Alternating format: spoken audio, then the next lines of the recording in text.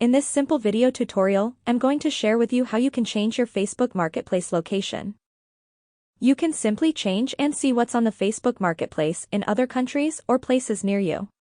To do this, simply open up your Facebook. Select the Marketplace icon.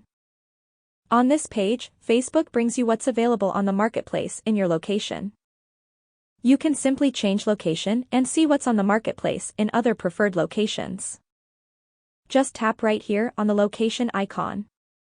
You can either decide to search for a specific location or just drag your map to choose a nearby location. Let's randomly choose any place. After tap on the Apply button. Then you will be able to see what's on the Facebook Marketplace in that place. That's how easy it is to change your Facebook Marketplace location. If you have any questions, just let me know in the comments section down below. Please don't forget to leave a like, share and subscribe for more video tutorials like this one.